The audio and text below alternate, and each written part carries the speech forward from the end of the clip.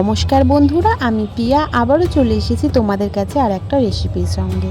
আশা করি তোমাদের রেসিপিটি ভালো লাগবে। তো বন্ধুরা চলো রেসিপিটি শুরু করা যাক। এখানে কড়াই গরম বসিয়ে দিচ্ছি, তার মধ্যেও তেল দিয়ে দিচ্ছি, তেলটা গরম হোক। আর এখানে দেখো বন্ধুরা কিছুটা কাতলা মাছ নিয়েছি, ধুয়ে লবণ হলুদ মাখিয়ে নিয়েছি। আর এখানে রয়েছে কিছুটা আলু আর কিছুটা পেঁপে।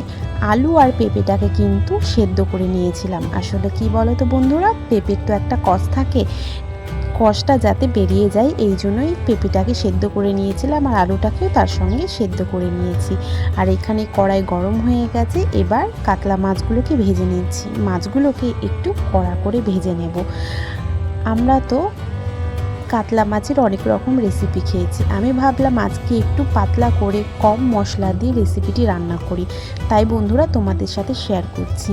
রেসিপিটি যদি ভালো লাগে তাহলে কিন্তু বন্ধুরা তোমাদের কাছে অনুরোধ রইল একটু শেয়ার করে দেওয়ার জন্য।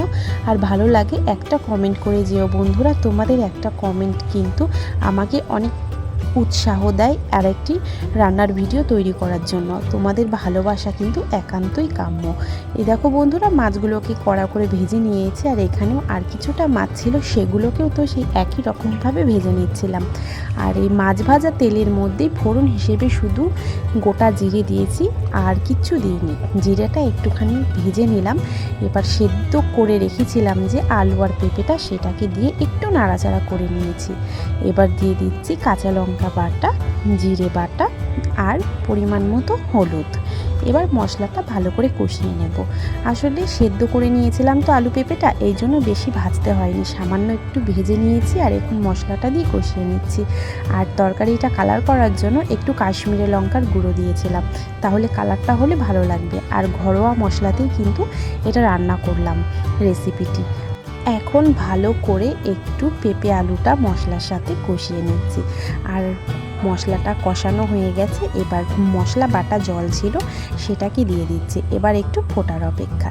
ফাইনালি তরকারিটা ফুটে গেছে। এবার ভেজে রাখা মাছগুলো একটা একটা করে ঝোলের মধ্যে দিয়ে দেবো। এ দেখো ভেজে রাখা মাছগুলো একটা একটা করে ঝোলের মধ্যে দিয়ে দিচ্ছি। আর মনে হচ্ছে আলু পেঁপেটা সেদ্ধ হয়ে গেছে।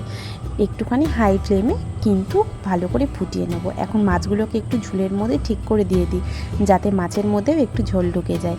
দেখো বন্ধুরা কত সুন্দর করে দিয়ে দিয়েছি।